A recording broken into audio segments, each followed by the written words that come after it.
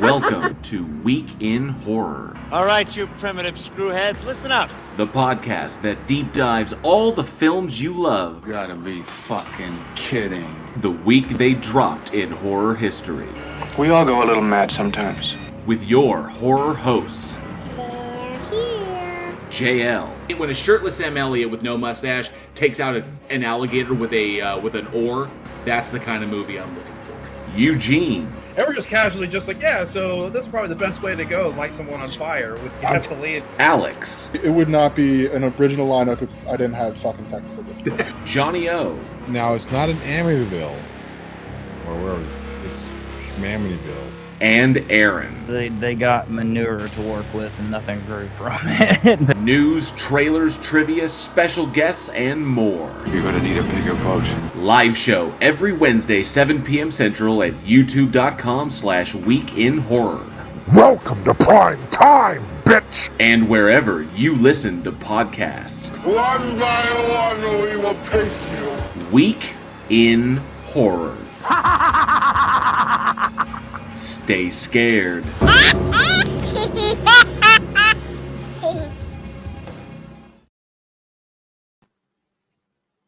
You have to unmute, Eugene.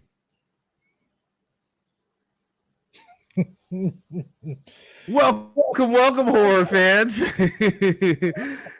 It's Wednesday, 7 p.m. Central Time, and that means it's time for another episode of the Week in Horror podcast. The only podcast where a mind is a terrible thing to waste. And if you're listening to us on your favorite podcast host, you can join us here on YouTube on our live show, so you too can get in on the bloody fun and maybe win some Week in Horror prizes. This week, we're covering select horror films released November 6th through November 12th. Thank you all so much. And joining us is Johnny. Just Johnny. Just me. Just Johnny. Just me. That's me. Yeah. Hi. Man, it's pretty rare for like JL not to be here. It's very rare. I think it's happened 3 times. It's happened 3 times. That's it. Yeah. I don't know what to do with my hands. Like I'm just kind of holding them out and they just creep up. I don't know. just slowly. Well, I don't know about you, but I haven't been doing much of anything this week except all the work that I have to do. All the work. So much work, though. So much work.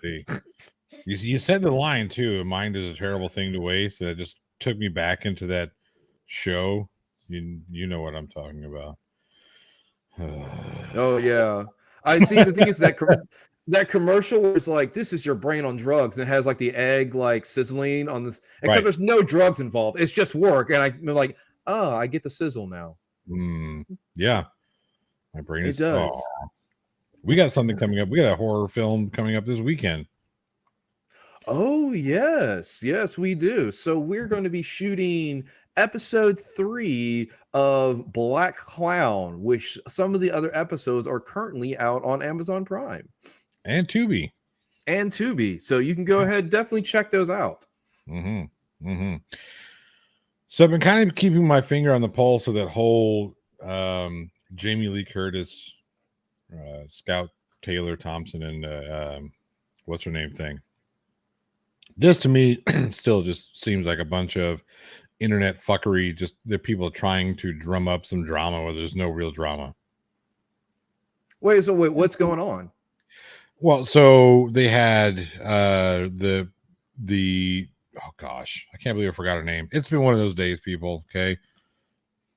But what's her name from 4, 5, and 6, or 4 and 5, the daughter. Danielle Harris. Yes. Danielle Harris and Scott Taylor. Scott Taylor were talking about when they went at the after party.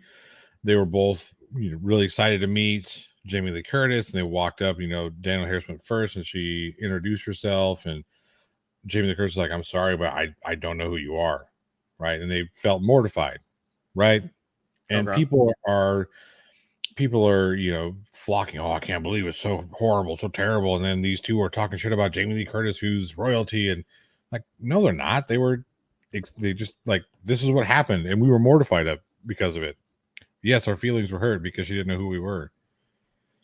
I mean, I get it that I wouldn't surprise me if she hasn't even watched all of them. Well, she says she doesn't watch horror films. She doesn't like horror films multiple times. So it's just silly. It's just internet drama.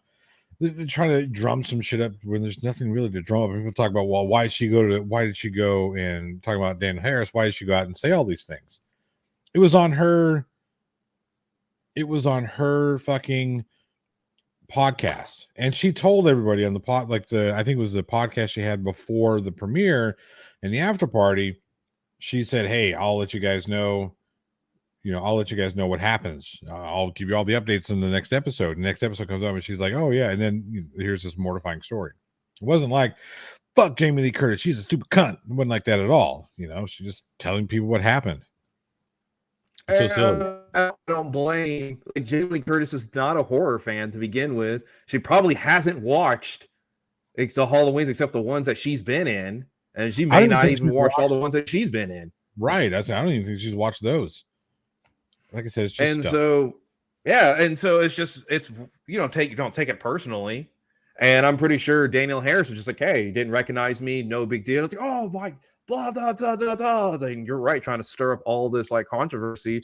Well, it's just it's just a passing incident. It really is. Yes, they were embarrassed. Okay.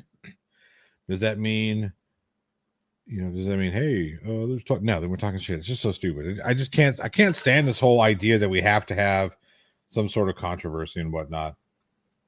Gosh, all about the ratings, all about people listening, and I get it, right? I understand, but there are other things you can do to talk about. Like talk about how whenever she's asked if they're going to do more films, she has a roundabout answer. She doesn't really. No, we're not doing another one. Fuck that shit. She doesn't. She's like, well, this story, it's over. This story has ended. No, that's not what I asked you. I asked you, are you going to do another one? Well, this trilogy is ended. This storyline is not okay. So yes, you would for the right money. I guarantee you, if that check has enough zeros, she will do another one. Oh yeah, I guarantee it. Yeah. How many zeros are there? 17? All right. I will do it. Do just about anything for 17 zeros. 17 zeros. So long as there's a 1 in front of that the 18th digit is a 1. And it's the other way. Not that people, I can see it right now. The front side. Right, the front side. And the decimal has to be on the back side. Way on the back side. Yes, yeah, because I know people be like, "Oh, you could put the zeros in front and then put the decimal after the one." No, right. No, you know what? No. All right. Good Lord, what else is going on in the old horror world? I feel bad because I haven't really been keeping up. I know JL's probably got like 30 things you wanted to talk about in the horror world. I just really haven't been keeping up because I've been very, very busy. Been very, very, very busy. Yeah. Yeah. Well, one thing we can do is we can let's see who we got in the chat. We could do that. Let's see who we have in the old chat. Side chat. Roll call. Yeah. Who you got? We got Travis Brown. Go ahead. Oh yeah, we got Travis Brown first, starting it off. Good evening, or good evening after Halloween party. I can't even read English today. You take it. I can't read English. We can't English today. Travis Brown says, "Good evening after Halloween party animals." Raven Darkstar says, "Just me and you at the moment." Let's see who else we have over here. We gotta skip ahead a little bit. Andrew Rivera is in the house. Says, "Good evening. Good evening. Good to see you." Donnie does that. Says, "Hey everybody." Raven Darkstar, nope. I don't know what that's in reference to. And thought Jordan Peele. Denova says, "Hey horror heads, what's up, Nova 28?" No JL today. I'm sorry. Sarcasm is in the house. Here come the barking. Bark, bark, bark, bark, bark, bark, bark, bark, bark, bark. They're going to be a part of the show too. Yep. Hi. Go see mommy. Always coming in with some drama themselves. Anyway, sorry guys. Joshua Lee's in the house. Good to see you. Joshua Lee says, hello, fellow Deadites. I don't know if I want to be a Deadite. Do you want to be? I don't want to be a Deadite. I don't want to, but they do have some cool powers, though. It's true, they do, and they're kind of funny. They have their moments. They do. Is this the first JLS stream? No, this is the third. The third one. Gosh Heckfire says, yo, what up, pimps? What's up, Gosh Heckfire? Good to see you. Ivy Gentry's in the house. Says, oh no, where's JL? I think JL is having a Strumming moment.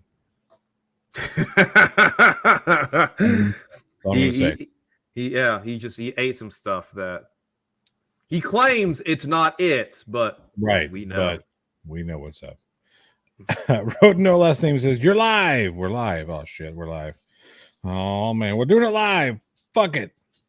Peter Weaver says brains. Sally Skeleton, good to see you. I know we had some other folks come in.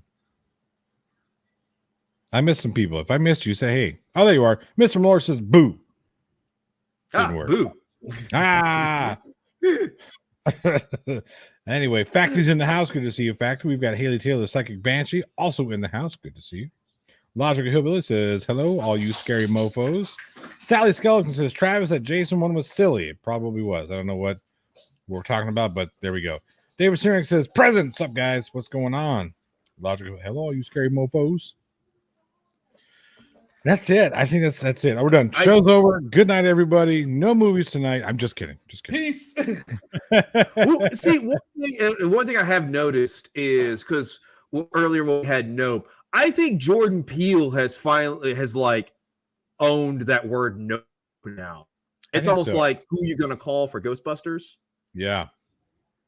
Like you cannot use that line anymore. I was watching Barbarian, and there's a scene where the main girl's like, nope, not going down there, not going in that room, and I'm like, see, now I think I know now. Yep. I have not sat down to watch this one. I don't know if I'm going to. Barbarian. I'm not sure. I've heard mixed things. I'm not going to go out of my way to watch it. I'll just say that.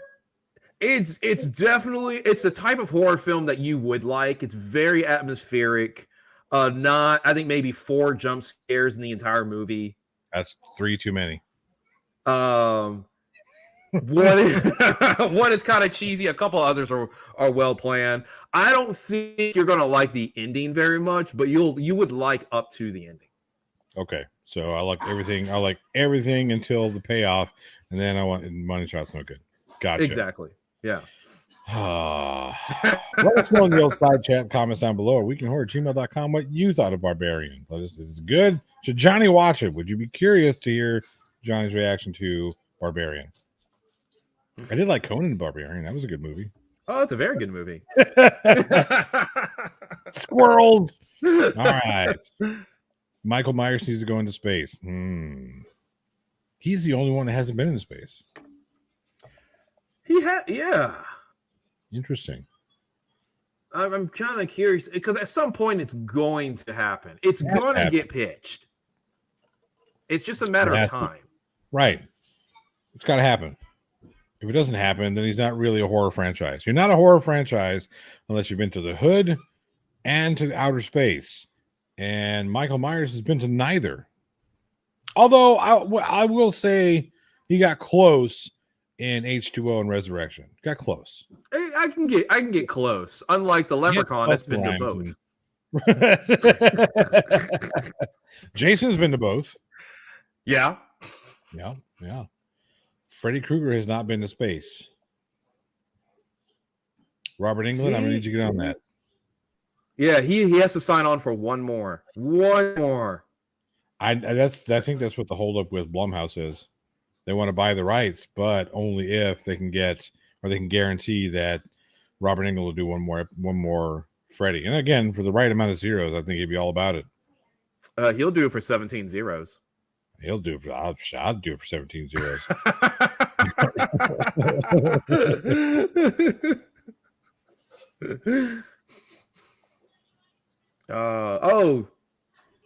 Yeah, I know. You're supposed to start talking about his basically his competition, his Face of Horror.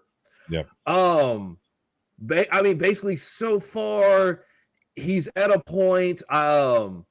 He's pretty far behind, and doesn't look like he's going to win this round. I mean, he got very, very far. Yeah, very, top very 144 out of a ridiculous amount of people. It was the total number of entrants was pretty extensive, and for him to get as far as he did. Speaking of 17 zeros, it seems like it's going to take like 17 zeros to get him into first place because of his competition. He's got some pretty stiff competition, and I do kind of mean that in the innuendic way. So I just made up a word, innuendic. What the fuck does that mean? I do mean that as an innuendo. Somehow I knew what you meant too. I was just right. Go with it. Fuck it. So that's why he hasn't been shelling out the link very much, because basically on this round he's up against people who have a couple million subscribers on TikTok and YouTube and basically huge, and he didn't want people to continue to donate money and donate votes, knowing that he doesn't necessarily really have that big of a chance to win. So that's why he hasn't been shelling it out. By all means, it's still a great cause, and if you do want to donate, by all means, please donate. But keep in mind that odds are he won't make it to the next round. So that's why he hasn't really been pushing it very much. Right. Unless Daddy Warbucks is like, oh, Jail Warren, sure. All right, get to the next round. Hey, there you go. I don't know why Daddy Warbucks sounds like half a Christopher Walken, but there you go. See, I just pictured Christopher Walken from Pool Hall Junkies. Yeah. I lose 80, I get another 80. I'm a millionaire. That's the difference. I lose 80, I get another 80. It's such a bad movie, but it's a good movie. It really is. It's because it's Pool Hall Junkies is not a very well-made movie, but at the same time, it's such a gem, and I love to watch it. Yeah, it's fun to watch because of Christopher Walken, to be honest. I could do without Mars Callahan. He's okay, but he was originally supposed to play this. I promise this will be the last tangent we chase, folks, and we're going to get into the Hornfields. But he was originally supposed to play the younger brother, until he got too old. That makes sense, because I know it took him a long time to get the movie made. He did. He's been in developmental hell with Poker Junkies. He's still trying to get that one made. Anyway, fuck this. We got some movies, don't we? Yes, we do. So, Johnny, what do we got first? Jail did not label these, and I can't tell which one is which. I think this is the right one. Okay. We hope. All right. So this first film was released in 2009. It's an American horror thriller film directed by Chris Shadley. And I believe this is it. I hope so. I hope this was the right one. Let me double check. You know what? Let me just double check to be on the safe side. Because that's the right one. Cool. Okay. Because regardless, a trailer will play. A trailer will play will be the trailer we're looking for. I'm not sure, but here you go.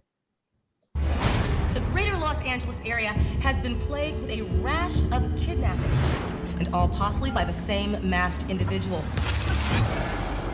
A source inside the LAPD refuses to say whether or not there is a connection between the kidnapped victims.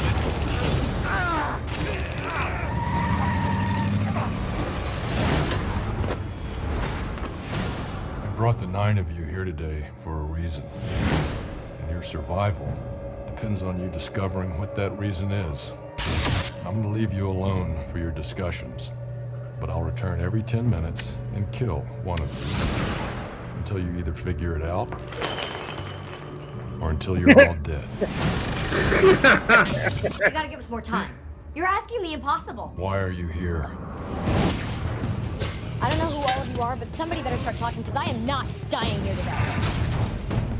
My name is Eddie Vergoda. I don't know, maybe that helps. I'm Dean Jackson. I'm an assistant district attorney for Los Angeles County. Can you think of anyone you put away that would want revenge? I've made more than a few enemies. You got the wrong man. I'm telling you, we're wasting time. I mean, something might click. Isn't that the whole point? What have all of you done to deserve the death penalty? We're missing something. I know we are. If he figured out why we're all here, we can figure it out. I've lived through worse than this, and I'll live through this.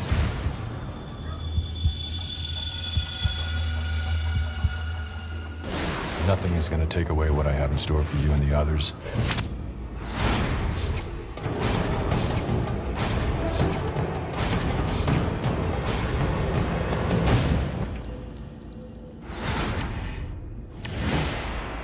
Why are you here?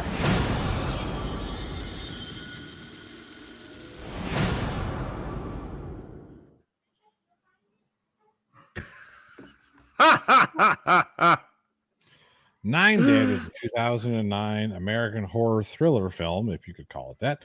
Again, directed by Chris Shadley, produced by Paula Hart, written by Patrick. This guy's name, Patrick Weehy Mahoney.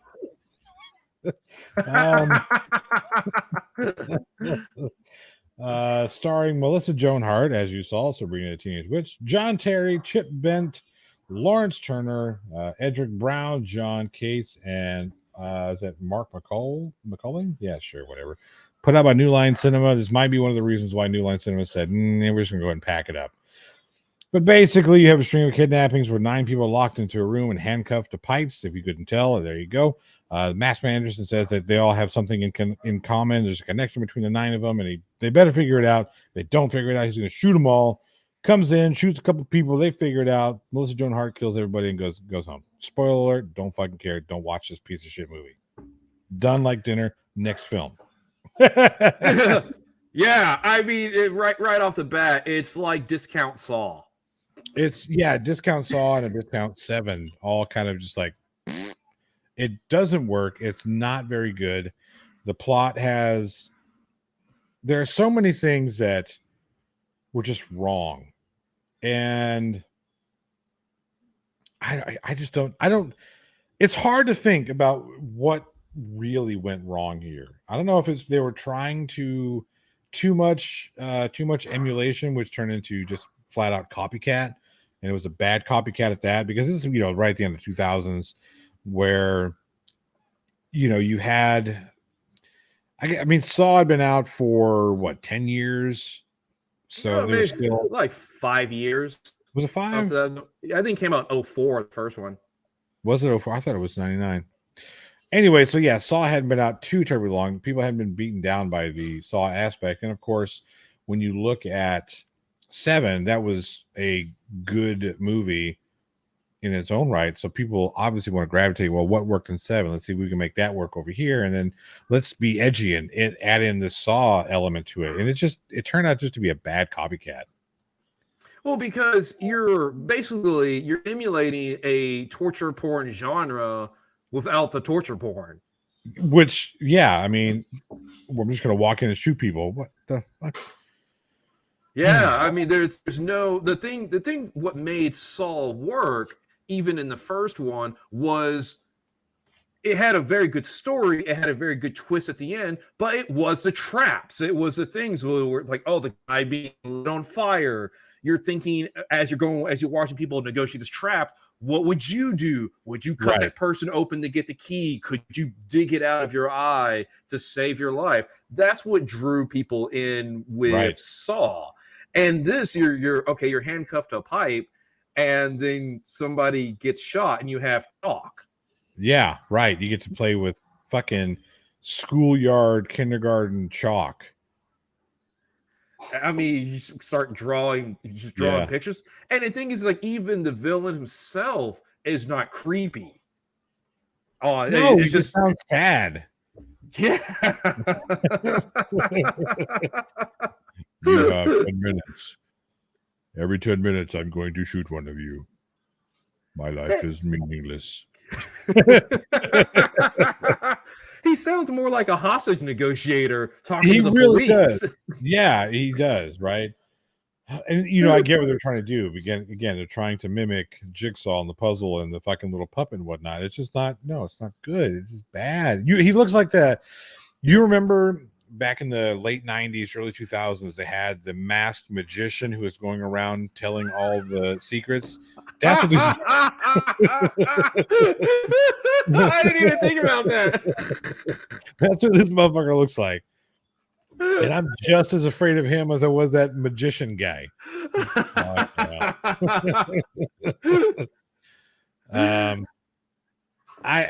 So much went wrong with this movie. Melissa Joan Hart, you know, God bless her little heart, because she tried.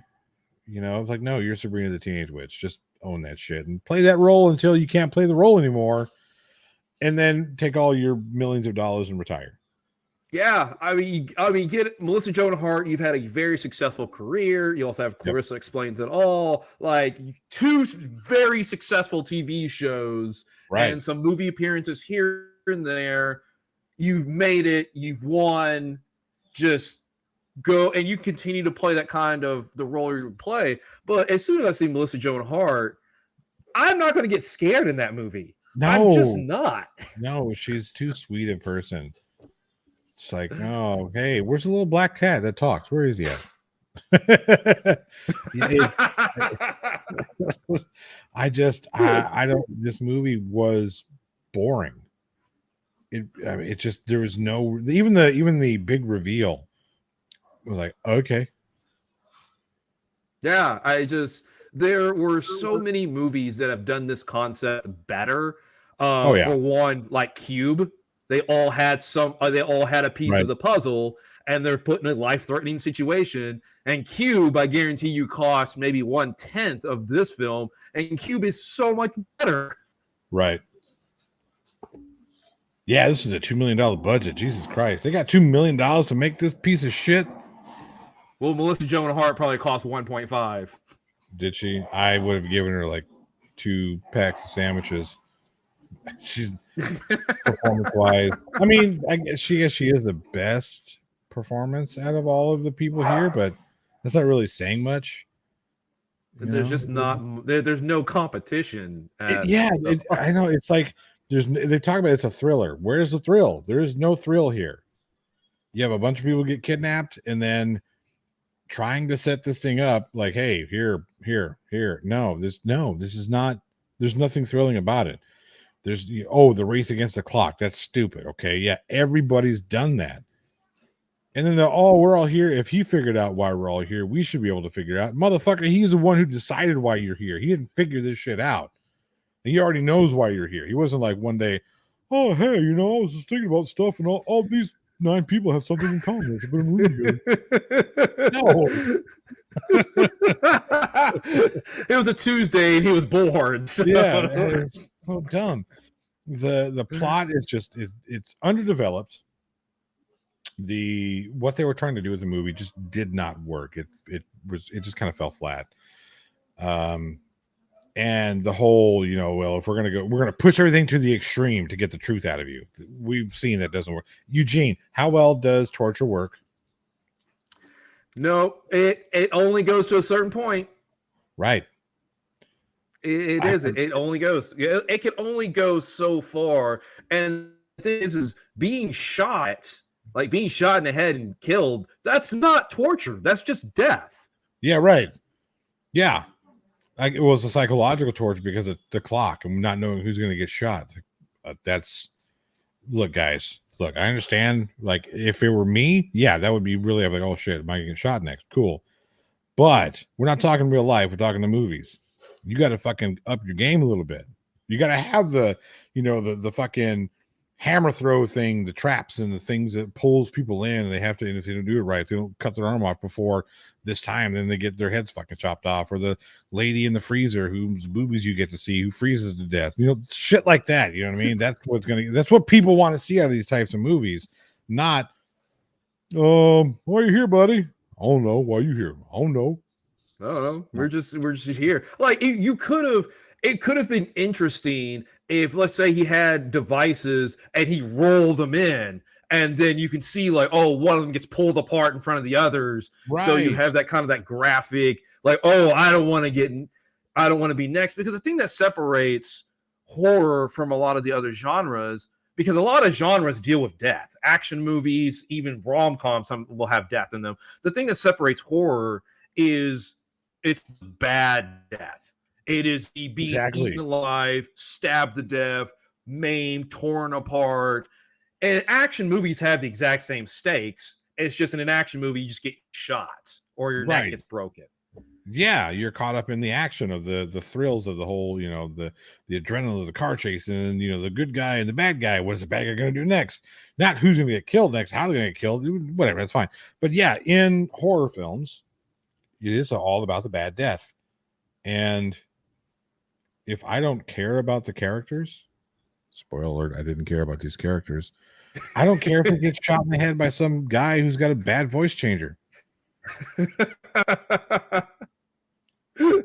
Yeah, I mean that's just true. Even the room they're in doesn't look that scary. It doesn't. Oh, I'm in somebody's boiler room. Ooh, scary. Ooh. No, this is just who has pipes in a room just because. Yeah, there's random pipes that happen to be equally spaced apart in a perfect manner. Right. Sarcasm actually nail on the head says it wasn't even a good mystery because there was no way for the audience to put everything together, and bam, Deus Ex Machina solution. Exactly. That's the worst part about this plot is they have this connection that's so weird and off the wall that there's no fucking way that anybody in their right mind would have been able to be like, oh yeah, it's because of this convoluted series of events. That's the reason why we're in here. And it just seems so far out of left field, and people come in and just like, okay, we're just gonna wave a magic wand. Here's the reason, and then boom, there you go. It's like no. The big reveal doesn't work. The reveal doesn't work. It doesn't. You don't get it. There's a reason why it's free on YouTube. I mean, I'll just put it out there. That's the reason. Yeah. I wanted to like movies. I really do. I don't like being the guy all the time that's like, this movie sucks. This movie sucks. But JL picks a lot of shitty movies. That's all I'm saying. Okay. In horror, and I love horror, but there's way more bad than horror there are good movies by a very large margin. Well, see, but you know, okay, so some bad movies are so bad they're good. Like, look, Toxic Avenger and all of they're bad movies, but they're fucking fun. That's the best part about any Lloyd Kaufman type of film. The acting is not good in a Toxic Avenger. The special effects are not good. It's not shot particularly well. It doesn't look pristine, but they're fun. They have a style. They have a plot that works within itself. That's what makes those movies fun. This movie here is just bad all around. It's like nobody was really invested in making a good movie here. They were just going to make a movie. It's almost like they made a movie for the sake of just making a movie. Like no one had really anything to say. It wasn't trying to make a point, because even in Saw, it's like people take life for granted and here are consequences of your actions. And this is kind of like, right. You're at a gas station once. Yeah. Like that's it. Okay. You were at the gas station when the thing happened. I just bought a Snickers bar. It's like I wanted a snack. Like, I wanted a snack. I could have gone to the racetrack and the very next exit. If I would have just gone to the other gas station. Yeah, and here's the thing, right? So this being an ensemble piece, the characters they have to work together, and it just seems like we've worked on stuff where you can tell that the actors are really green and they're just waiting for their turn to say something.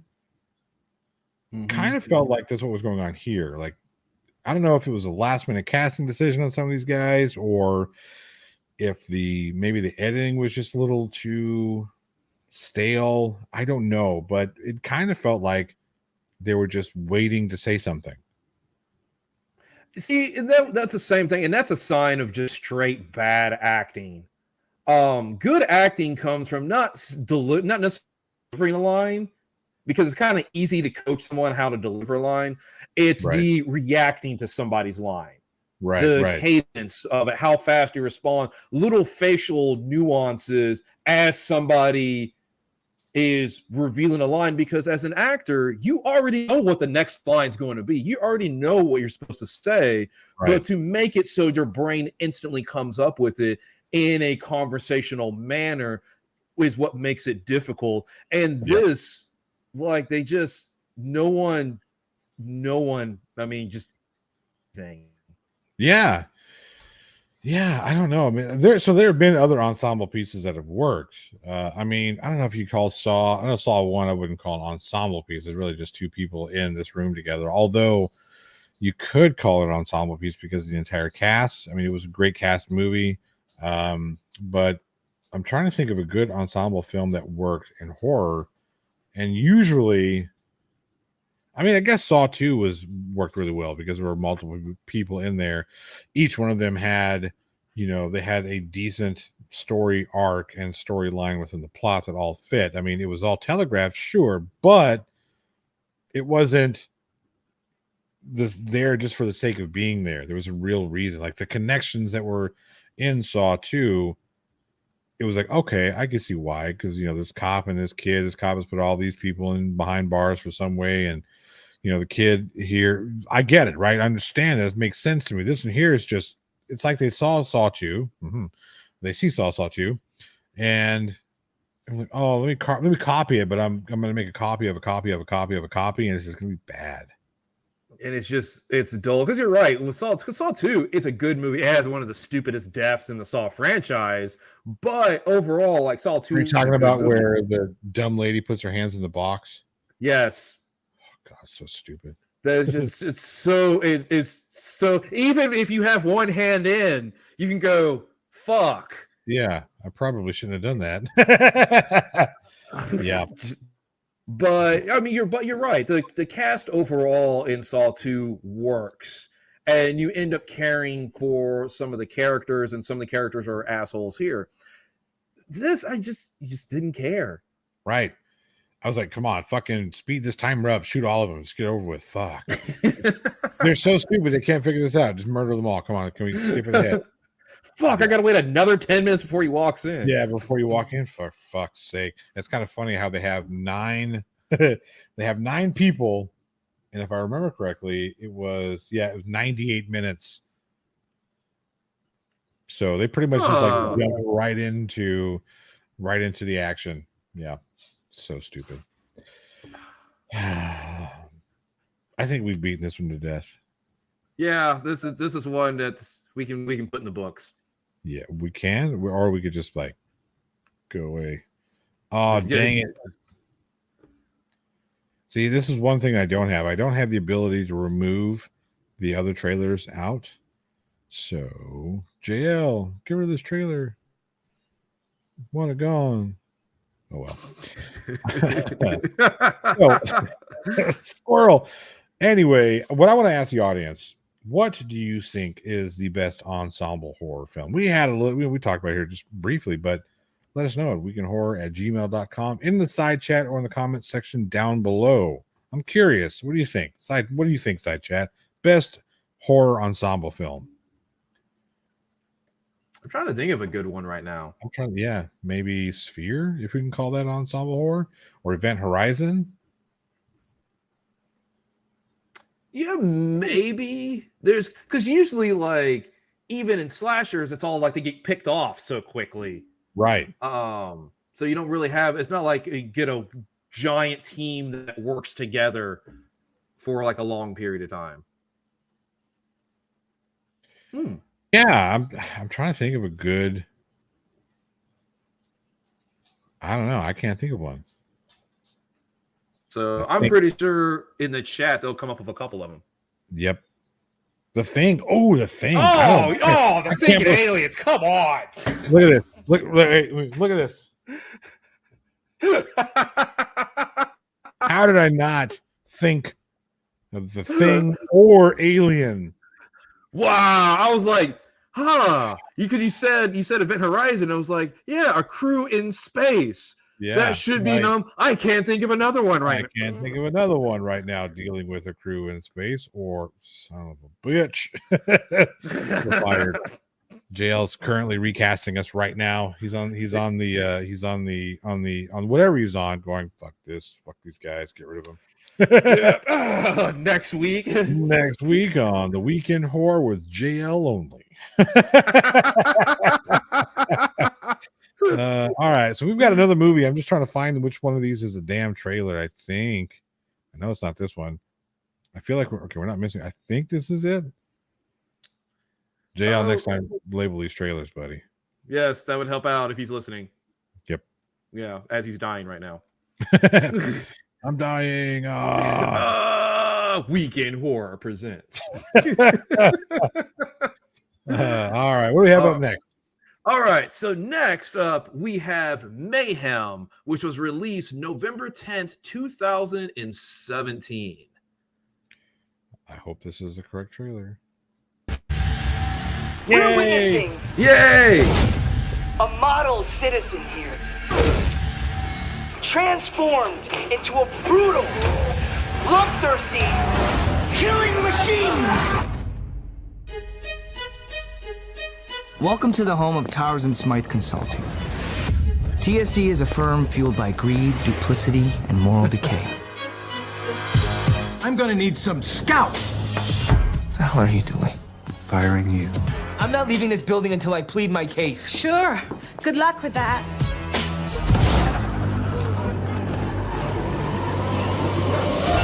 What the hell is going on? Say hello to the ID7 virus. Stress hormone levels rise, causing inhibitions to drop and basic instincts to rise to the surface. All traces of the virus should be eliminated in approximately 8 hours. What are we supposed to do for the next 8 hours? Try to remain calm. Hey, extreme measures, right? This is our shot. I'm offering 150 grand for Cho's head. We're talking about murder here. You should be offering at least 450. Him? Yup. You want to do this the hard way? You're enjoying this, aren't you? I just kicked his ass!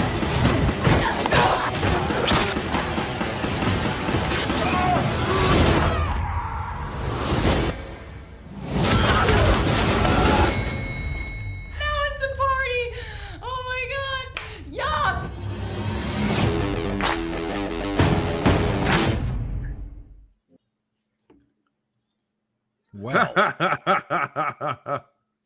tell us about the Belko experiment. I mean, Mayhem. So, the Belko experiment, directed by John Lynch, starring Stephen Wynn, Samara Weaving, Stephen Brand, Caroline Kaczynski, Carrie Fox, and Dallas Roberts.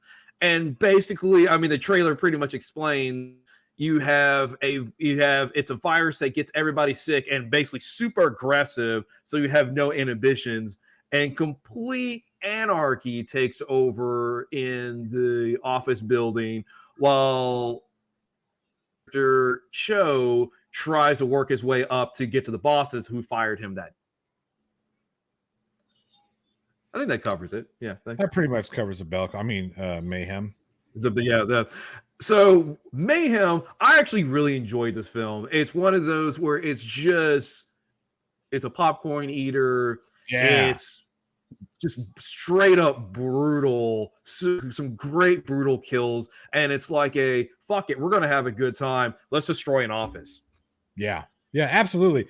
See, okay, so this is the difference between this film and the previous film is this film here, whereas it's obvious carbon copy of, other films like it, right? So, well, I don't know. Was this before Belko? No, Belko was what? I can't remember. The year before. It was the year before. Okay. Yeah. So, I mean, maybe they both were made at the same time, and then, but yeah, as Sarcasm says, he says, I don't care about the plot. I don't care about the characters. I just love the mayhem, which I mean, pretty much is what it's about. It's just about these guys. Who gives a shit why they're killing each other? It's like, we're going to fucking murder everybody. Yeah. And the thing is like this, it plays into the corporate lifestyle. Yeah. And if you work in an office, who hasn't thought about possibly murdering their boss at some point or something really bad happening? And so it's the two of them trying to get to the boss so that they can kill them. Right. And you have a bunch of other employees that are sitting there trying to stop them. It's just straight up. This is a movie that knew exactly what it was, and it hit it perfectly. We're going to have mayhem in the title. Right. You're going to have some great gore. We're going to have some great action. There's going to be some ironic twists. We're going to have fun, and it sticks with you, and it's just boom, done. Yeah, there's definitely a whole lot of anti-establishment, anti-corporate feeling throughout this whole film. Most definitely, Office Space inspired, because I think even they make that joke. Peter makes that joke talking about, you ever just want to go to work one day and just talk about mowing people down, and absolutely right, man. Working in office jobs or retail or corporate world is not fun. It's not rewarding, because they will fire you for no reason whatsoever. They don't care. They're just like, well, you missed your numbers by 0.1%, so you're gone. We'll find somebody else to do it. Somebody cheaper, somebody taller, somebody shorter. Just we want to fire somebody because we want to make a statement. So yeah, this film definitely brings in and helps. That's what they're banking on. They're cultivating that feeling that most people who've worked in these jobs feel. Yeah, because you're right. Working in a corporate place like that, it's not rewarding. It's you get up, you fight through rush hour traffic, you get there, you work in your cubicle, to move numbers around, you're answering the phone, whatever you're doing at the office. No one likes going to the office. No one. Right. It sucks. And maybe if someone's going to enjoy going to the office, it's going to be the CEO, the board of directors. They're the ones that are going to enjoy it because they're in charge. They can do whatever they want. Or that one guy. Every one of them, every office has that one guy or one girl or that one employee who just loves their job. So happy to be here. Shut the fuck up, Sally. Not you, Sally Skeleton. Not you, Sally Skeleton. Your name just happened to catch my eye as I was saying that line. So I apologize. But yeah, you know exactly what I'm talking about. Yeah, that one person, and fine, they're the anomaly. Right. But most people don't grow up wanting to be an insurance salesman or wanting to be a receptionist. And I'm not digging on any of those professions, but most people don't grow up wanting to do that. Most people wanted to do something else, and then they end up through a series of events. They end up working in an office, crunching numbers, while to the board they're disposable. Right. Denova 28 says, I hate the SpongeBobs of the world. Yeah, and that's exactly what those people are. They are the SpongeBobs. They just love their job. And you know what? Good for them. Maybe the reason why we don't like them so much is because we hate our job. And they're like, oh, I'm so happy to be here. Like, no, fuck your mother. Yeah, it's like maybe it's a reflection of ourselves, but I mean, regardless of that, most people are miserable working at the jobs, and as more and more jobs since the pandemic has been going back to the office, I know more and more people have been like, well, it's even more. We've proven that so many of these jobs can be done at home, but yet management's forcing them to go back to the office now, and people are resenting it even more. Yep. Yeah, I mean, I wouldn't be surprised to see some more of this type of horror films coming up in the near future, because there's a lot of people now that are going through the whole, well, I did my job from home. I was just probably more effective because I was able to work on my terms. I didn't have to worry about keeping up appearances. As long as I got my shit done, I was good to go. And now I have to go back to, the office. Yeah, when you're sitting there, you have to go through, now you're going back an hour and a half of rush hour traffic. Oh, yeah. You have to get up to be at the office for 8. You're waking up at 5, 6, 6:30 in the morning. And then you got to drive back home. And so you can't even enjoy your day till 8 o'clock versus getting up right before work, you do your job, and you get it taken care of. Or even, I know people who have kids who, during the pandemic, they're able to keep the kids occupied in another room, but now they got to pay for daycare again, which cuts into, and you're not getting paid more for that. So it really plays off the tensions and how much that working in an office can suck. Mm-hmm. Yeah, absolutely. And like I said, because this movie is just fun, like the Belko Experiment was more of a thriller, whereas I think this one was more comedy horror. You know what I mean? Not that it's funny per se, but it was fun. Yeah, the Belko Experiment wasn't fun. It was a serious movie, and it ended with the corporation itself experimenting. So it's kind of like oh, they're willing to kill all these people for the basis of a single versus with Mayhem, where Mayhem's fun. Like Belko Experiment isn't a fun movie. Yeah, it's a good movie. It is a good movie. It's a movie that they're most definitely trying to make a commentary on the pitfalls of corporate America or the corporate world.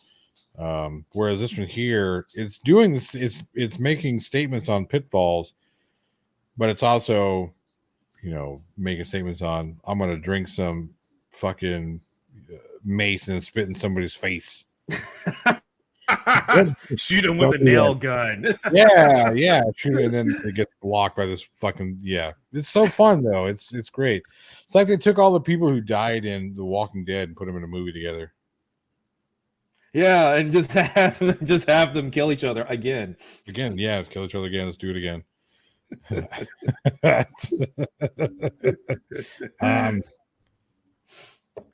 This living vicariously through people whom, because again, we've all thought about doing this shit. I'm not saying it's a bad thing. I'm not saying it's something that you should do. I'm saying we've all done it. We've all thought about it. Okay. Yeah, we're not saying to act on that. To be very clear, we are not. No. Unless you sell us the story rights first. I'm kidding. Yeah. I'm kidding. It's a joke. Yeah, or email at weekinhorror@gmail.com. Oh man. But no, so one thing that really helped with this film, the characters, you actually gave a shit about Stephen Yeun's character. You actually gave a shit about the Discount Margot Robbie's character. That's so bad. But it's true. It's true though. She does a good job in the film, but she does. Yeah, she does. She's a fantastic actress. I just can't remember her name. That's why I call her Discount. Samara Weaving. Samara Weaving. Yeah. I liked her in what was the other horror film she did? She gets married, and then they play hide and seek. Ready or Not. Yeah. Good stuff. And yeah, I enjoyed Ready or Not. Ready or Not was fun too. Yeah, she may be the front runner of just doing fun horror films. She should do more horror films just like these two films.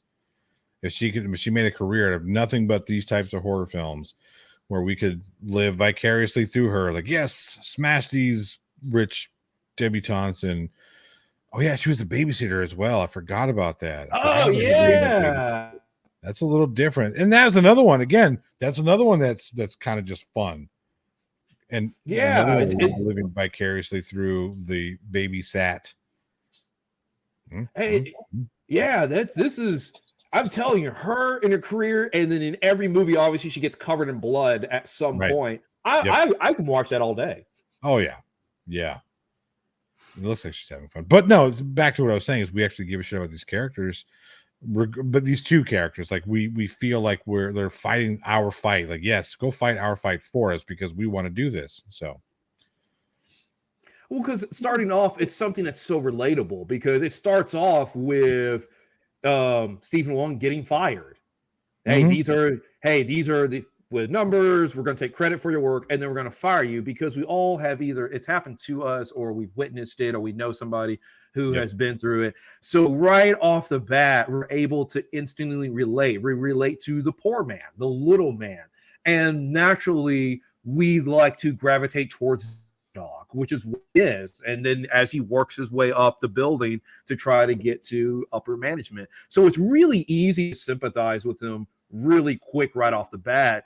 Whereas with what was the other 9 with 9 Dead, there's nothing that draws us in. There's nothing that makes us sympathize out there. Right. Oh, they're just people on a pole. Yeah, we're rooting for them to die. Whereas On the other hand, in Mayhem, we're rooting for them to, get to the top and fucking bash his brains in. You know, Like, yeah, kill him, kill more, yeah. Hey, there's a nail gun over there. Nail gun, use it. Okay, you're using it. All right, fucking hell. I did that mace thing was so stupid though. I was like, come on. Take a mouthful of mace. Mace will fuck you up. It will in your mouth. It will. I got OC certified when I was in the Marine Corps, and the reason they do that is because if you carry OC military grade mace, you spray somebody. A lot of times it splashes back on you, and you have to be able to fight through that pain. And I'm gonna tell you right now, mace in the mouth, no. You can still spit it back in someone's face, and it's gonna like fuck them up, but you're not gonna taste anything for like a week. Yeah, you're going to be fucked up right along with them. Yeah. And there is nothing to dilute the pain. There's no like, here's a serum or drink milk or cold you just got to deal water. with it for however long it takes for it to finally wear off. Could be 10 minutes, could be 10 days, depending on your fucking tolerance. It hurts. It hurts a lot. It's a lot of fun, by the way. If you've never been maced before, I strongly suggest that you don't do it.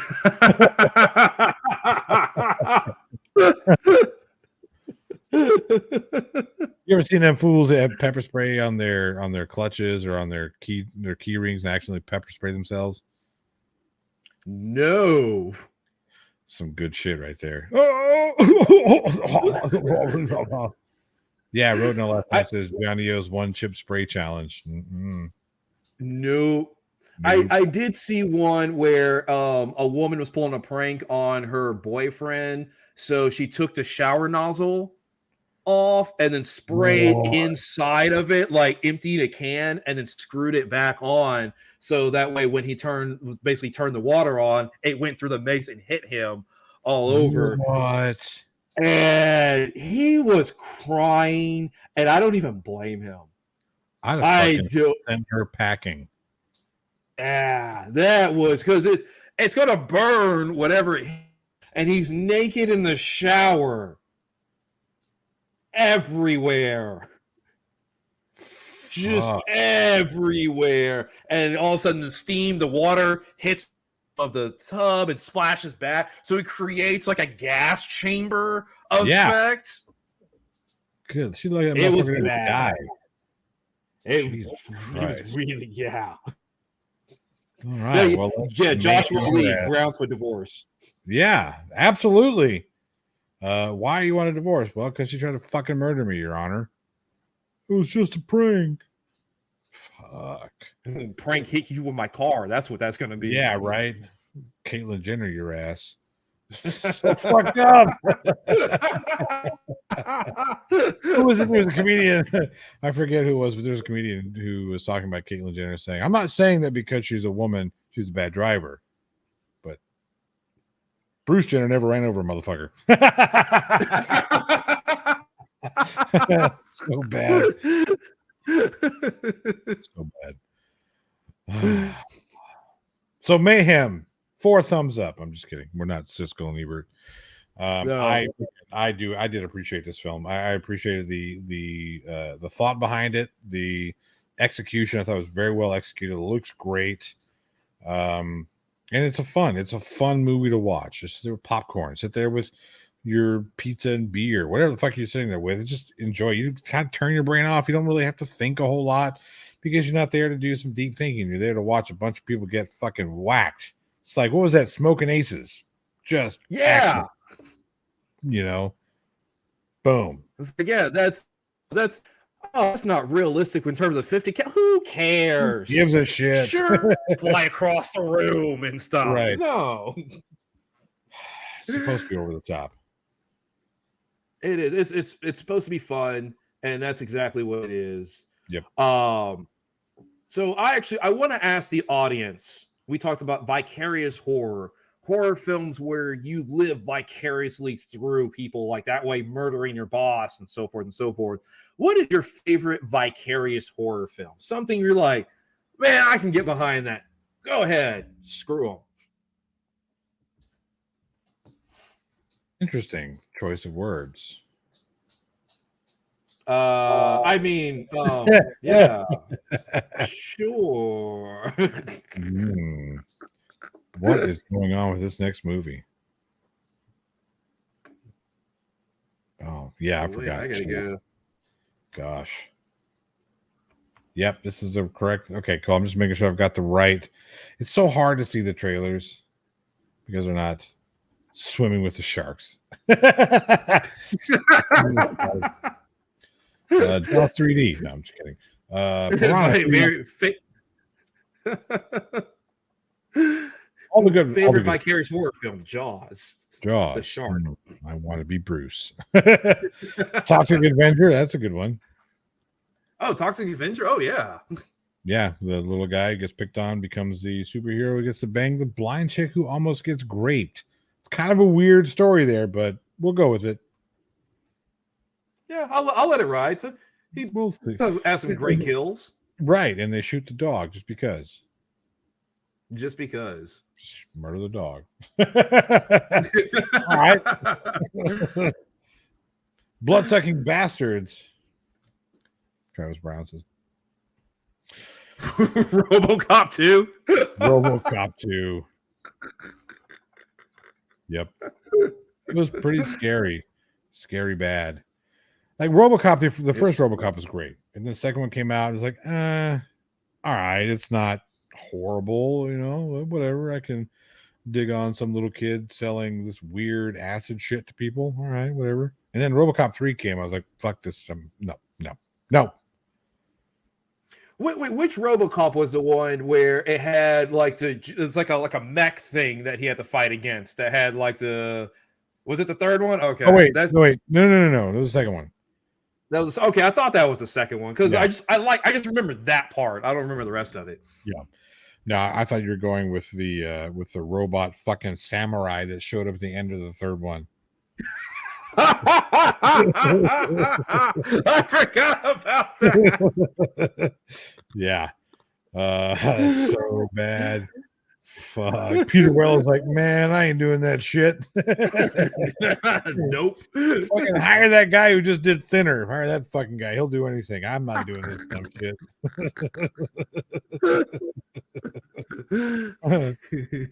Fuck. All right, what do we have next? All right, next we have The Beyond, which was released November 11th, 1983. Gosh, I hope this is the right one.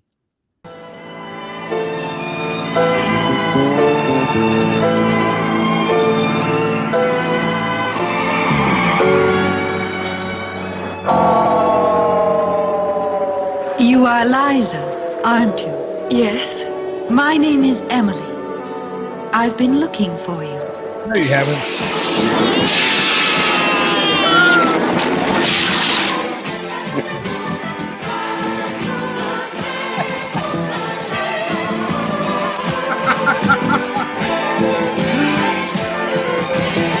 Go back to where you came from and hurry. Leave this place.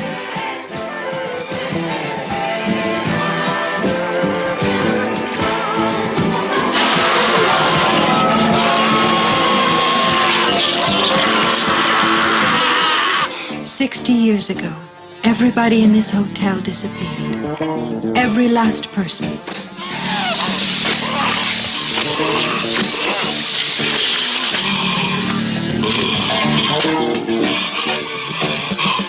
A painter called Spike, who lived here, closeted in his room, had found a key.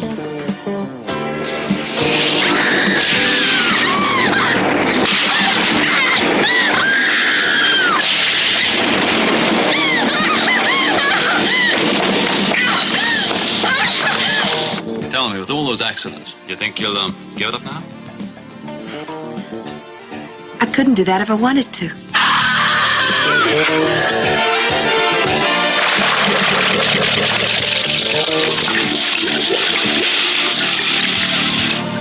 Well, I won't give in.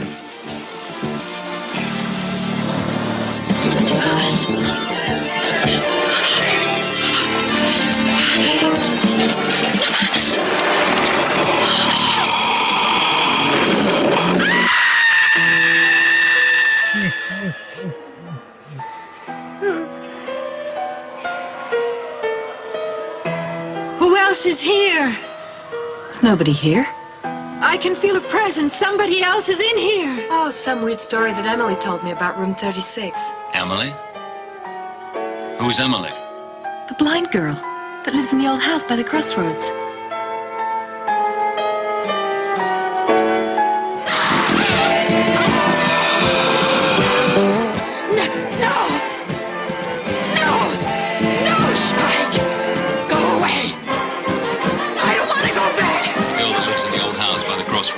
Yes! That house has been abandoned for the last 50 years. But that's not true. It's not possible. I was there. This house was constructed on one of the...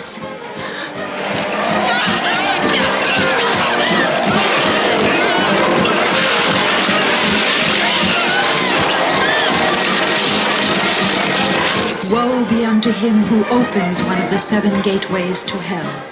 Because through that gateway, evil will invade the world.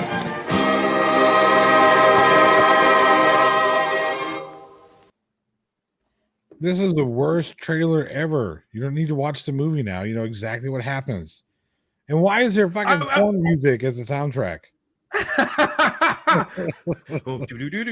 Yeah, right.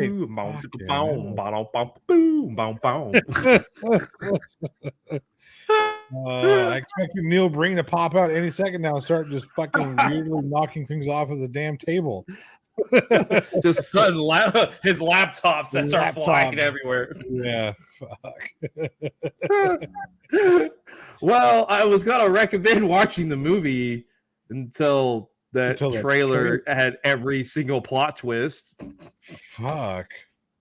Why was a little girl being chased by fucking Ed's special sauce from fucking Good Burger?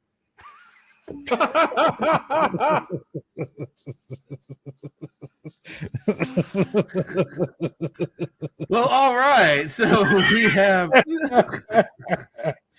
Oh Jesus. So we have The Beyond, directed by Lucio Fulci, starring Catherine McCall, David Warbeck, Sarah Keller, and Anton St. Joan, and Veronica Laser. And basically, it starts off, you have a woman who she goes and she inherits a hotel, and it turns out the hotel, like in the trailer, is a gateway to hell. But you don't know that from watching the trailer. But you don't know that. Shrouded in mystery. And it's definitely... That's not an excuse. That's not an excuse. Okay? Leave something for the movie. Gosh. Yeah, God. Get something, some kind of a good reveal, something to look forward to. But one of the things, it is actually a really good movie. The cinematography is really definitely something to check out. Yeah, absolutely. Watch it because the practical effects are pretty solid. Even though they're kind of silly, they're still pretty solid. Like the spiders eating the guy's fucking mouth and shit. And like the acid on the face. The acid on the face that turns into welcome to Good Burger, home of the Good Burger. Can I take y'all? Spilled my sauce.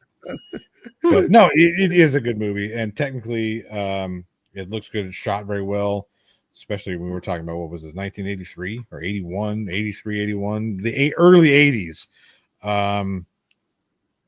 Soundtrack was a little weird. The dubbing was kind of not terrible, but it wasn't great. But overall, this is a good movie, and there's something about Italian cinema from the late 70s and early 80s, aside from like the Cannibal Holocaust stuff, where you have Dario Argento and Fulci, that they just have their use of color.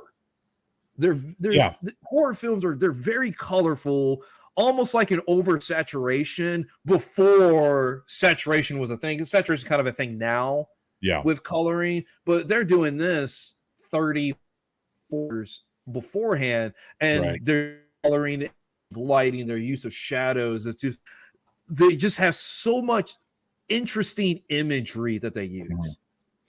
Yeah, this is one of those things that we talk about often. It's where you can see the mix between the old and the new, like old school versus new. And when we're talking about the 70s and 80s, I mean, Technicolor had been around for like 10, maybe 15 years. Coloring process was a lot different way back then. So a lot of the stuff may have still been shot on black and white stock and then colored in post, even up to the maybe even in the early 90s for film costs, just for production costs. But most definitely, this probably was most definitely shot on black and white film stock and then colored. They actually had to drop dye onto film strip. It was a very interesting coloring process. And when you look at horror films back black and white, they used to like makeup effects were much different. They would do a lot of pinks and whatnot because they showed up on black and white film stock much better. So that stuff is probably where they got a lot of this interesting coloring was from. Hey, well, we're used to, shooting in this kind of base on black and white stock, and then we're going to go and put color afterwards. So, whenever you have a pink and you're trying to add some red to it, that's why the blood looks kind of weird in that scene. It looks like, the fucking Good Burger sauce and whatnot. So you have some interesting choices, and I think it all works. It's definitely a mark of that time period. Like, you can't watch Argento or the spaghetti western style horror films and not recognize that they're all kind of that style. They have a certain look to them, a certain feel to them. And the thing is like they own it. And they knew going into, okay, this is how the practical effects are going to look. This is how that blood is going to look. And they achieved, it's not accidental. It's not like, oh, they kind of missed the mark. No, they wanted the blood to look like that. That's all that were creative choices that was intentional for the style they're going for. Because it's all surrealistic horror. They're not going 100% realism. Let's study an anatomy book to when, somebody gets bit by this, when somebody gets stabbed here, it has to be accurate. It's like, no, they're going for, we want to go beyond that. We want to be colorful. We want to be visceral, but at the same time, it's like watching something visceral, but a beautiful image instead of going visceral and gritty, or the whole image is nasty. No, let's have somebody being killed in a beautiful, basically a beautiful painting. It's surrealistic type of imagery, which I think is cool, and it works a lot, especially in horror films. Horror films is one of those genres where you can experiment a lot, and as long as you lean into whatever your experimentation is, it doesn't look like a mistake. It looks like a choice. Now, it could be a bad choice, but at least, hey, we're going with it. Like what Robert Rodriguez did with the Grindhouse film he did, Planet Terror. Like, all that shit was way over the top, but it was on purpose. It wasn't out of place within the film. The whole film looked that way. It's a choice, and it works. When it works, it works. When it doesn't, it doesn't. But yeah, they've got this idea that this is what it's going to look like, and this is how we want to film our shit. And I always appreciate filmmakers that will take that risk, to make those creative choices. Because going back to Dead, there's no risk in Nine Dead. There's no creative choices. No. That is a paint by numbers horror film. And they don't even hit all the numbers in the genre they're trying to go for. And it's just, this, and we're done, versus, hey, let's actually use some creative license. Let's actually take some risks. Let's make some choices. And right. Yeah, absolutely. And if, as filmmakers, when you make a choice, you got to go with it. You can't, unless you have the money, but you really can't change, especially a style choice and how that, like, so you do a lot of director photography work, and this would be kind of where your expertise would come in when shooting a film, right? So me being a director, I would say, hey, Eugene, this is what I want to shoot. This is kind of what I'm going for. And then I'm going to hire you based on your vision, your ideas of how you're going to make my vision come to life.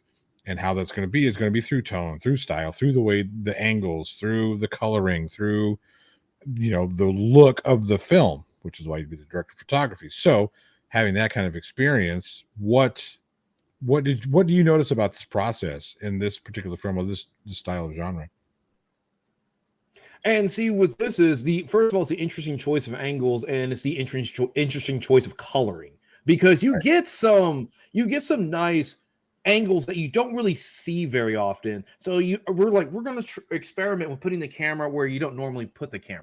Mm-hmm. Sure, you still have your classic, your mediums, your wide shots, but it's like, okay, well, let's put in the corner here. Let's throw in some Dutch angles, and then let's shoot it in a way that makes it. Now, obviously, this was shot on film stock, so a cinematographer is going to have the expert on the film stock and the coloring process of that film stock. But they're going to go through, okay, if we want this light to come up green, we'll set up our light. We're going to set up a green gel that's going to show up on the film this way, and then when we color it, it's going to come out like this. Because a lot of times the cinematographers are involved in the coloring process in production. So it's not like and it's done, right? They'll start, okay, well, let's tweak it there. Let's hit the colors here. Let's make the colors pop here to get the overall they're going for.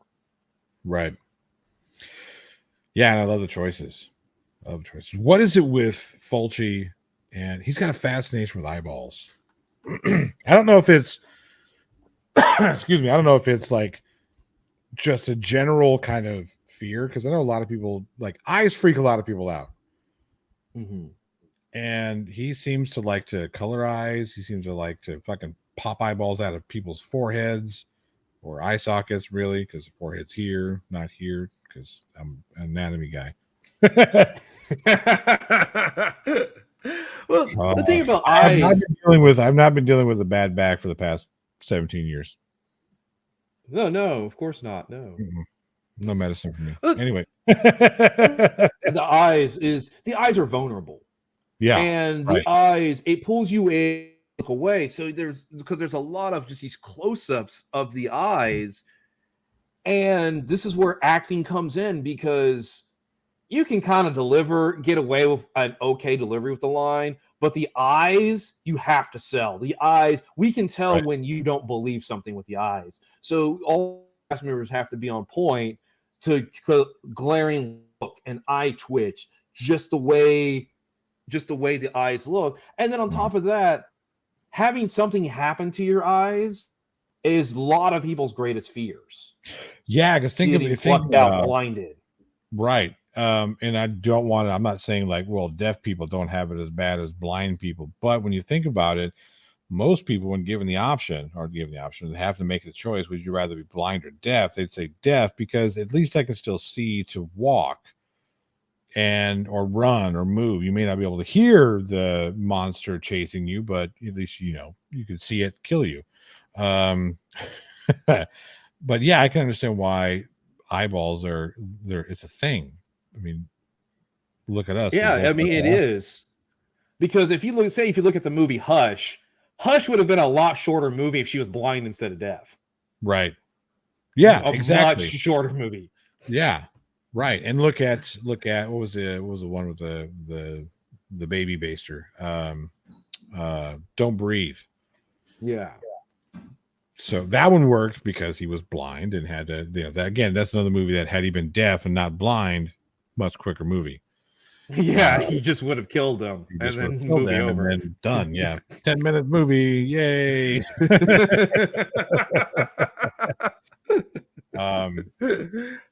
But yeah, I don't know what I think what his fascination with the eyes is tapping into that part of everybody's brain that just has that fear of either losing an eye, or eyes are the windows to the soul, they say. And I mean, if you think about it, we're like okay, Gerald's Game, right? I know this is not a Fulci movie, but we're talking about Gerald. We talked about this before. What made that character, that serial murderer character in Gerald's Game so creepy when she saw him outside of the courtroom, of course, but whenever she saw the visions of him, it was the play on his eyes, right? Because he looked kind of unusual with his form and frame, but when he's standing there and he's got that silly grin on, but those fucking red beady eyes and shit, and then when he's like sniffing her fucking feet and whatnot, he's got the way the light beams on his eyes, it gives him that kind of that glow, that animalistic glow on his eyes. That shit was freaky as shit. Yeah, and that's it. It's just his eyes. Because even I'm thinking with Silence of the Lambs, one of the most iconic shots of the film is the close-up of Hannibal, where he's talking to Clarice, and he's looking. And if you watch that movie, he doesn't once in the entire movie, and that was an actual conscious choice by Anthony Hopkins because it takes away that last little bit of humanity. Because it's like if at least he thinks he's somewhat human, because that's a human. We have to blink to moisten our eyeballs. Science, right? But taking that away makes him that much more machine. Well, I don't want to say machine, but makes him more. Yeah, no, for certain. Yeah, right. It sets him apart. It's a subliminal thing, right? When we see people that always piercing. Oh, hey, we got an awesome 6.9 XSXX site. Have a good time. Find your love. Do we have any mods? If we don't, let me know. I hope we have some mods. If we have some mods, boot them. Just give them. Let's see here. My mouse is not working. All right, I got him. Okay. Cool. So weird that we're getting the porn sites. Yeah, I don't know. That's weird. At least you figure horror porn or something like that. Something, yeah.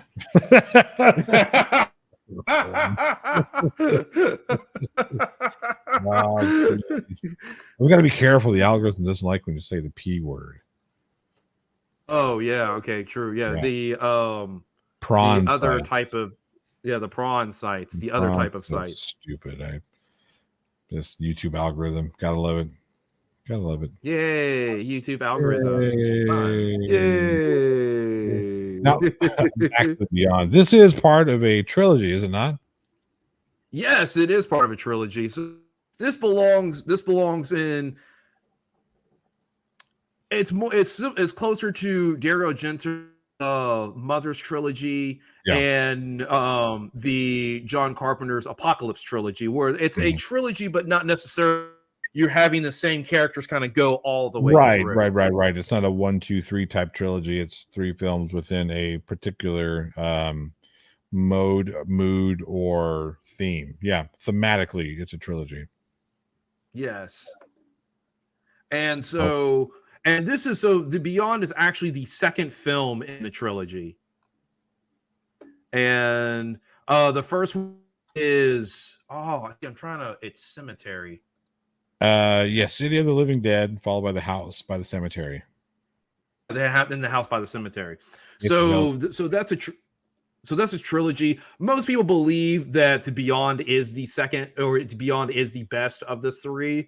But the thing is, honestly, it's solid. They're all good.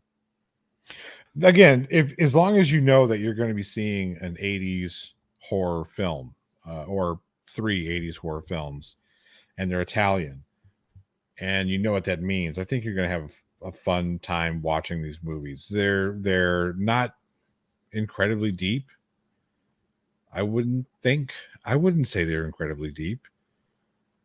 You get a little bit of symbolism in there. Yeah, that's true. I mean, Fulci did come from a Catholic background, so that is also true. Yeah. So you'll see some kind of callbacks to it. For example, like with the nail in the cross over in the bathtub. Right. You'll have these moments where it's kind of like there's some little bit of religious backing there, but he's not necessarily calling out religion. Not necessarily, but using religion as a tool to deliver his message. That makes him the new wave Jesus. I mean, it's the Gates of Hell trilogy, so right. Yeah. Which one is your favorite? Oh, geez. Sorry, Eugene. Oh, that actually brings us to so bad. JL's gonna fire him. Yep. Our new host for our Weekend Horror, Bruce the Shark. I just picture a guy in a shark costume. Shark costume. Hi, everybody. Hi, everybody. Oh, jeez. But so actually, I want to ask the audience of the Gates of Hell trilogy, what is your favorite entry into that? So you start off, you have the City of the Living Dead, followed by House of Cemetery, and then Beyond. So let us know in the comments below favorite entry in the trilogy of the Gates of Hell. I thought this one was fun.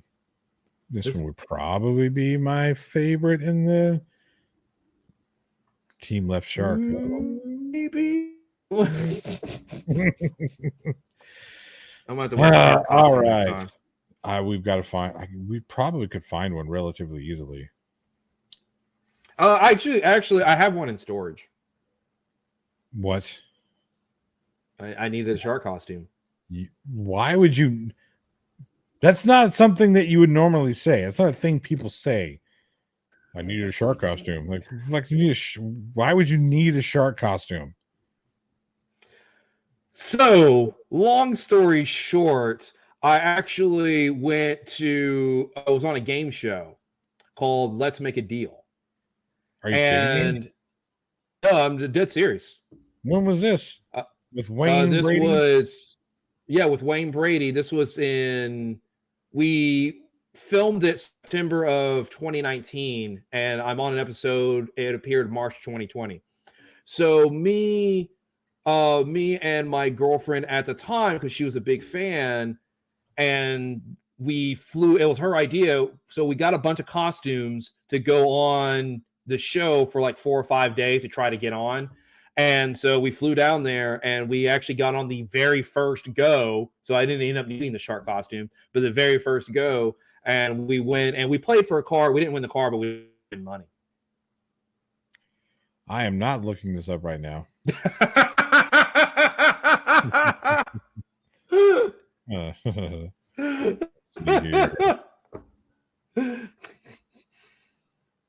was on I was on March of 2020. Yeah, it's like March 2020, something like that. March 31st of 2020. Oh, it could have been.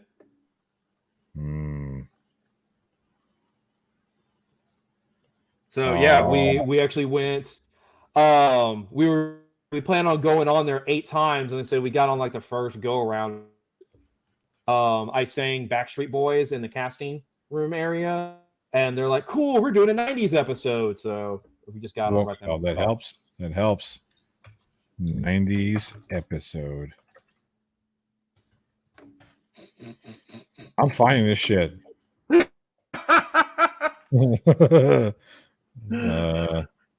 see here. You know what? I'm putting a pin in that because people don't want to see her watch. Look, the first person who finds me that episode and sends it to me, plothole1@gmail.com. I'm not saying there's going to be a Weekend Horror shirt in your near future, but I'm not saying that as well. Totally direct a Sharknado movie. But yeah, so I'm not dressed as a shark in the episode. Since it was 90s themed, we did Garth and Wayne and Garth. This is just getting better and better. Yeah. I'm gonna find this episode. It's going to happen. It is this show. Yeah, let's get to the next one really quick. We're going to the next movie.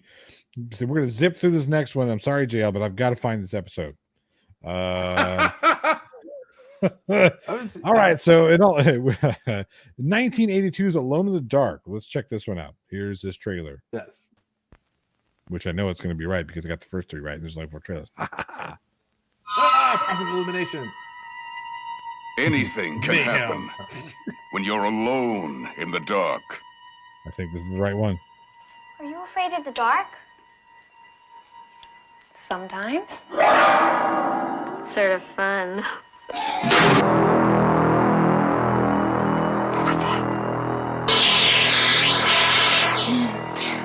When I was a little kid, I was scared to death to be alone in the dark.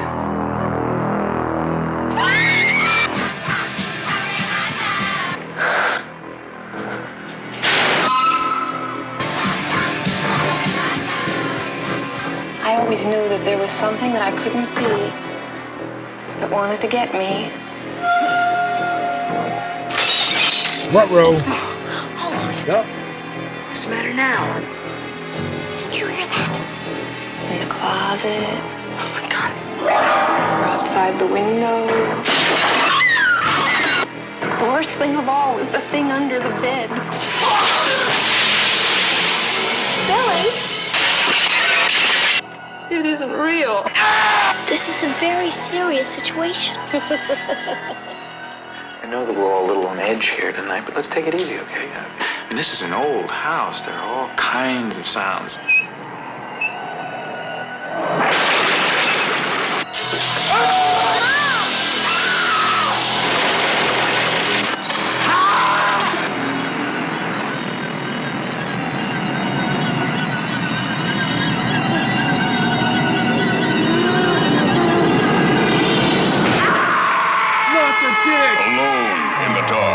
Starring Jack Palance, Donald Pleasance, Martin Landau, Dwight Schultz, Erland Van Lith. Alone in the Dark from New Line Cinema. God damn it, trailer. Well, there you go. Now you know who's in it and who directs it. So I'm just going to skip over to the plot. Fucking hell. Alone in the Dark is a 1982 slasher film co-written and directed by Jack Shoulder and his directorial debut starring, again, Jack Palance, Martin Landau, Donald Pleasance, Dwight Schultz, and Erland von Litz. The plot, basically, it's a psychiatrist family who are terrorized by 4 escaped mental patients during a blackout. And as Eugene loves to say, shit gets real. It does indeed get real. Someone should call you a role and show him how to actually make a movie. Oh,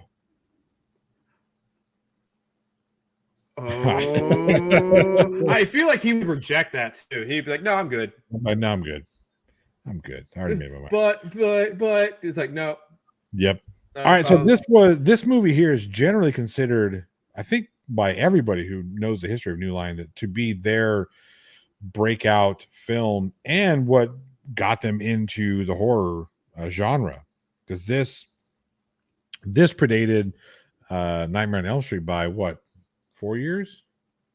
2 years. No, sorry. Nightmare came out 2 years. Yeah, and you can see a lot of. It's kind of funny, but watching this movie, you can see a lot of things that a lot of places where films that came out afterwards, like Nightmare on Elm Street, like Friday the 13th, made calls back to this movie, like the cut split scene that we just saw Donald Pleasance do. We've seen that one before, or actually we would have seen it after, but it kind of came from this here, the boogeyman, the boiler room type boogeyman under the bed, all that shit. Like you can see all the little callbacks to this film in the future films or future films that came out after this. Yeah, you really can. This is kind of one of those films that really shaped the slasher genre as it's going into its full, basically ramping up to where it is. So you're going to have a lot of influences from the Friday the 13th, a lot of influences from one, which kind of the Burning, despite being a good slasher film. We need to get one of those guys to influence your internet connection.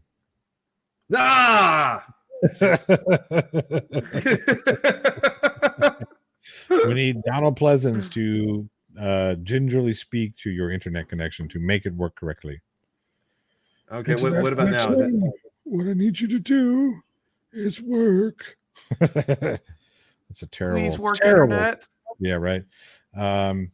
No, so this right here being the I wouldn't call it a proto slasher, but it's definitely the prototype for New Line Cinema, because again, shortly after this, we had Nightmare on Elm Street, which was made because of the success of Alone in the Dark. Yeah, exactly. And what's really interesting is you have New Line Cinema, who's like kind of, okay, we are copying, not they copying, but definitely pulling the tropes from slasher. And then New Line Cinema ends up blowing up bigger than a lot of the production companies that did the 13th and Nightmare on Elm Street. Right. Well, they did Nightmare on Elm Street. Oh yeah, they did Nightmare on Elm Street. So as the New Line Cinema blew up because New Line Cinema was a powerhouse in the 90s. So many films. Yeah. So many films, so many genres. And that's kind of like, it's similar to how with Paranormal Activity, Jason Blum, Paranormal Activity made a bunch of money off of that. And now Blumhouse is a powerhouse company. Right. It's kind of funny how Blumhouse and New Line Cinema are almost identical in that respect, and how, because nobody really cared about Blumhouse, knew about Blumhouse before Paranormal Activity, and then it came out, I was like, holy fucking shit, this guy, and now he's got fucking movies everywhere, movie here, movie there, everybody's got movies. Same thing with New Line. They had this movie Alone in the Dark, and then very shortly afterwards, again within 2 years, they had put out A Nightmare on Elm Street, which is a huge success. So their star rose very quickly, and it was because of the successes of Alone in the Dark that really put New Line Cinema on the map. And that's the thing, is all it takes is a couple successful films, because this is a great film to watch. It's a fun movie. You can tell in some of the kills where the inspirations come from, and how other films like in the Friday 13th series took inspirations from Alone in the Dark to put into some of their kills later on. You see a lot of Jason's kills in this movie. A lot of Yes. The body slam kill. The body slam kill. Yeah, right. The splitting down the middle kill. It's not even, if you watch them side by side or really close to each other, you'd be like, oh wow, that was just a fucking carbon copy. And it was a carbon copy. But who cares? We enjoyed it. Yeah, who cares? The thing is a good movie is a good movie, regardless of where it comes from. If you copy something, copy it well, then you can be successful also. And another thing about this film is the timing that it came out. If this film came out maybe in 87, it may not have been right. But as it's coming out, and you get that Friday the 13th was brand new, The Burning brand new, April Fool's Day brand new, Prom Night brand new, all these films coming out, and people are just eating them up. This was, you would get your date on Friday night, take you the slasher that came out. Right. They were cheap to make, and they were very profitable. I still, to this day, I mean, on a $5 million budget, you could pretty much almost guarantee, unless you completely screw the fucking pooch on this thing, $5 million investment into a slasher type film with a really good iconic killer is guaranteed. You're almost guaranteed to triple your money. Just by accident. That was not shameless at all, was it? Yeah, just put there, and not even with named actors. Hint. Yeah. Just put there. But when you actually have named actors like Donald Pleasance and Martin Landau and Jack Palance, imagine the amount of money that you could make in a slash. Exactly. I mean, we can't get those people per se because, they're not with us anymore. They're on vacation, as Forrest Gump's mom. Fucking Eugene just hitting the facts there. They're on vacation from life. They're over here trying to peel the Band-Aid off, and you're just like, fuck that shit, rip that Band-Aid off, you little bitch. Fine. You're not here. Move on.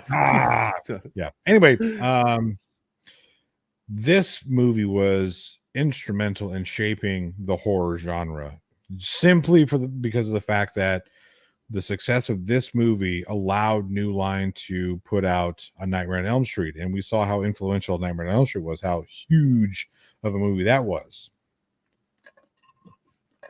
Exactly, and this is reinforcing the slasher tropes. You have to have several films to do that. They all have to be successful. They all have to, okay, now we got the final girl. Now we got, the masked killer. Now we got the teens that sex, or the teens or young adults that have sex and they get killed. All of those tropes have to be reinforced. It didn't just go Halloween, Friday 13th, Nightmare on Elm Street. Right. There's April Fool's Day, Prom Night.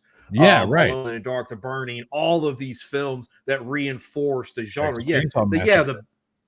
Texas did same thing. Texas Massacre, which I'm pretty sure at least have. I know one sequel has already come out by 82, maybe even the third one. Yeah, it was what the first one was 1978. 74 for the first one. Was it 74? Really? Yeah, because it came up. It was 1974. That's right. Yeah, my goodness.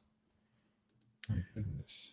But the thing is, you needed all those films to reinforce the tropes of the genre, because this was the heyday. This was the height. And it's fantastic. They should make more slasher films like this today. More slasher films like this today. Hint, hint. Hint. Nudge, nudge. Wink, wink. Wink, nudge. Yes. Maybe hire people to give us not us. Somebody we know, somebody like us in shape. Somebody like us. Us. That has creative uses of a certain household tool. And we're not talking about prawn tools.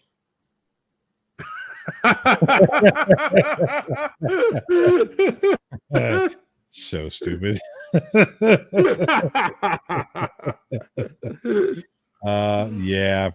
Like I said, I really, so this is in my wheelhouse. These movies from the 80s are in my wheelhouse. We grew up on these things when I grew up, I was, when this came out, I think it was 2, but even still throughout the 80s, this is the type of things we would watch. These would come on television at late at night often, and my brother and I would stay up late and watch these movies. This is what we did. Yep, DeNova 28. Oh yeah. This was a time where you would go and you would be watching this, and then you would have it previous to like Cartoon Network or something. This is before you would have something maybe like Nick at Night. So all of a sudden, parent walks in, the last button, and it switches over to like, oh, I'm watching Cheers. Yeah, right. What just happened in this episode? Oh, I don't know. I just turned it on.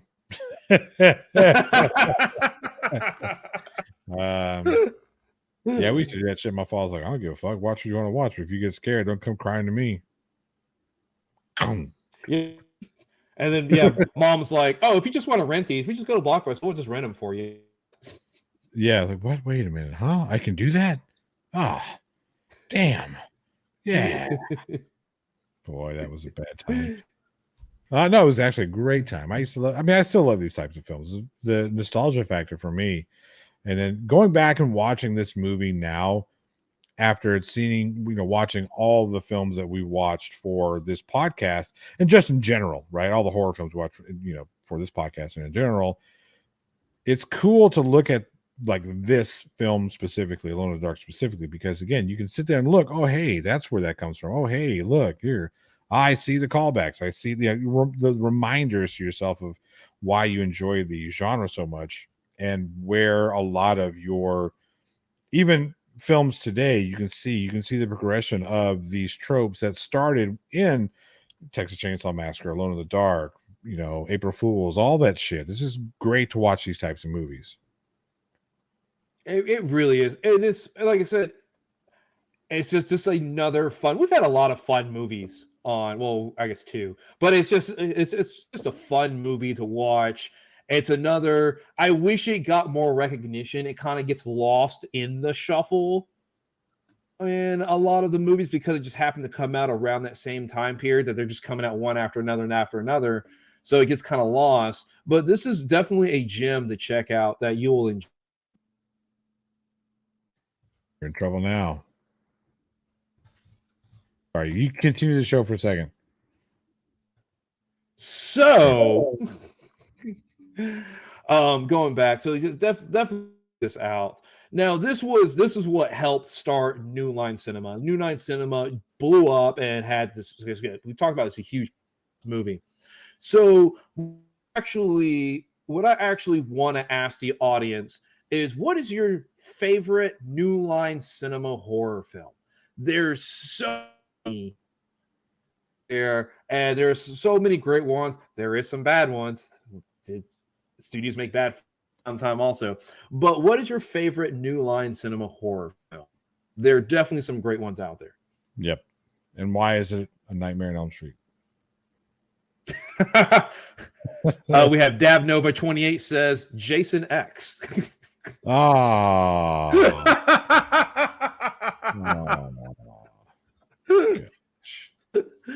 But we also have Angel Riviera say Nightmare on Elm Street franchise. Sarcasm also says Nightmare on Elm Street.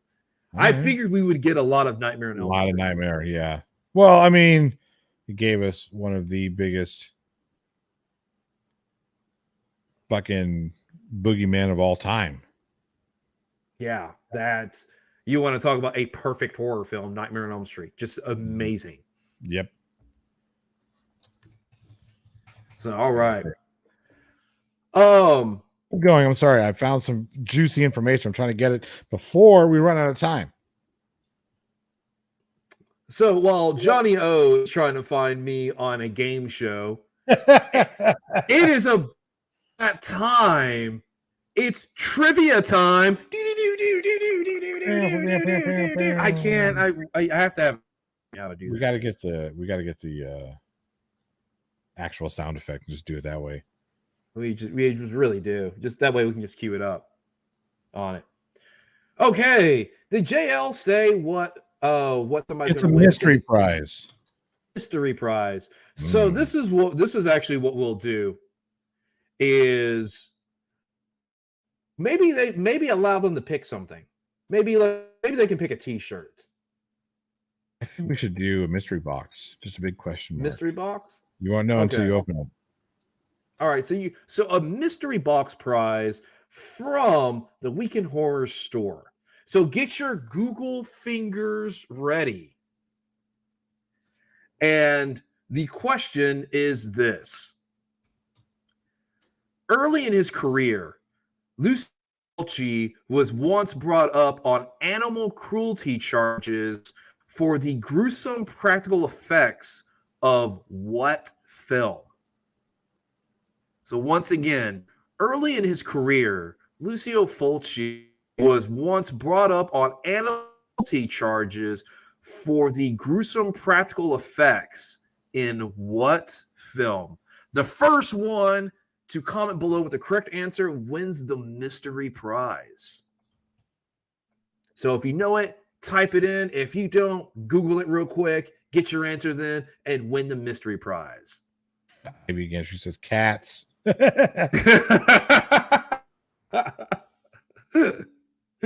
So, and the George said raw dogs. Raw dogs. And then Dodd Nova 28 said Zombie 2. We got some guesses in, but no one's hit it. No one's hit it yet. Not quite. Not quite. We do have one now. Sarcasm. Ooh, and Joshua Lee, very close. My goodness. Ooh, Joshua Lee and the George right cusp of getting it, but Sarcasm won. And the correct answer is a lizard in a woman's skin. So we should probably write that down. We should write that down. Sarcasm. Just in case, remind us of your shirt size. Just in case it's a shirt. We don't know yet. Yes. Okay. Well, I'm seeing if Johnny O has found it or not. I'm still working on it. My internet's your internet has infected my internet. My internet's pulling your internet down. It is. You said 2019, right? Yeah, it should be. No, the episode. I filmed it in 2019. It aired in 2020. Aired in 2020. Gotcha. How did I not know this about you? I thought I brought it up before. Yeah, I got to meet Wayne Brady, who is super nice, and then I also got to meet, because it was a 90s episode that had Stephen Gilmore from Boys to Men, and they had from the Backstreet Boys. Nick Lachey? Is he a Backstreet Boy? I have no idea. Yeah, one of the Backstreet Boys, which he was super nice too. But yeah. Uh-oh. Oh, did he find it? Did I find it? Aired March 30th, episode 127. Did you get casting on this one here? Did you? No. Dang it. Son of a bitch. Joey Fatone. That's it. It was him. Joey Fatone. Yeah, Joey Fatone. So he was super nice though. All of them are really, really nice. Chat with them like afterwards. Because whenever they don't tell you if you get selected for the game, but if you do get selected, they provide, and afterwards you get to sit and chat with them. And yeah, because you have to sign like some paperwork and stuff because we won a lot of money, but it was at least something. And yeah, it was fun. It was really fun. Wait, I'm getting conflicting. Go ahead and go with the outro. I'm not going to find it. Okay. Maybe we'll have it ready for next week. Okay, so I found the episode that aired March 30th of 2020, and funnily enough, there's a black guy in a shark costume.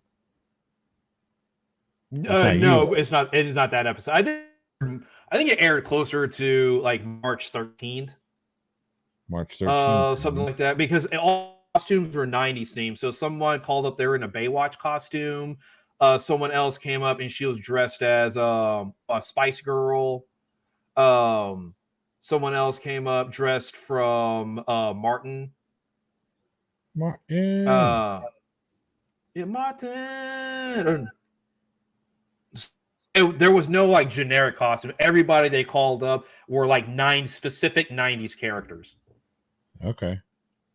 You said around the 13th, huh? Yeah, like maybe March 11th, March 13th, something like that. Yep, I found it. Okay.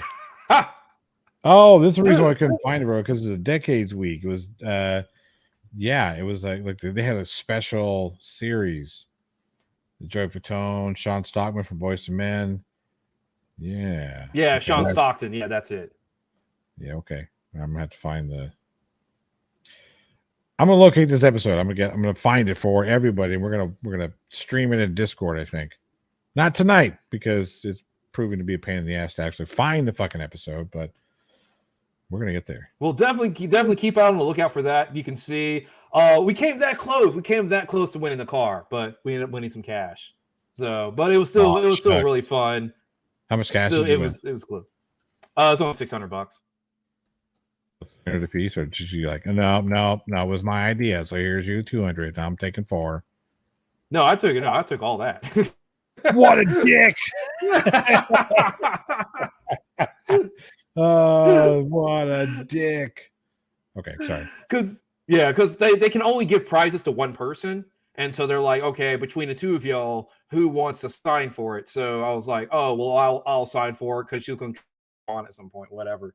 On it, so they went, and then we broke because it takes like months for it to come in. We broke up, and she went her own way, and then the check came in the mail, so I just kept it. Oh, look at you! Like, oh you broke up with me. Yes, mama. Yes, that's what you get for breaking up with me. Done. So, that brings another episode of Weekend Horror to a close. Thank you all so much for listening, and we truly hope you enjoyed the show. Join us next week when we look back at 80s creature Alligator, the American-themed horror Don't Say Its Name, the Kaufman-produced slasher Silent Night, Bloody Night, and the subversive genre-defined The Hamiltons. I actually made it through that. You did. Remember to cast your vote up. If you're able to cast your votes for JL to be first place in the face of horror using the link provided down in the description. A massive shout out to all our amazing patrons who continue to help us make Weekend Horror the incredible success it has become. Thank you all so much. Joshua Olsen does all our amazing artwork for the show, and his designs are incredible. Hit up his store at www.badsamurai.store. Definitely check that out. For more horror, be sure to follow us on all the socials for daily horror posts. And be sure to combat the evilism by dropping a comment, subscribing, or smashing the living fuck out of that bell. And lastly, if you love what we do, and you would like, and you can by joining and enjoying the tasty benefits of one of our many Patreon tiers. But if Patreon is not your favorite stocking method, you can always support us directly through our PayPal. Links to everything, including our Discord community where you can hang out with us, are below. And remember, the goal is global horror domination. And we can't do that without you, our amazing audience. So pretty please, with the severed infested head of Clint Howard on top, go absolute fuck out of our little show. Thank you all for the greatest audience a podcast could have. I'm Eugene. I found Eugene.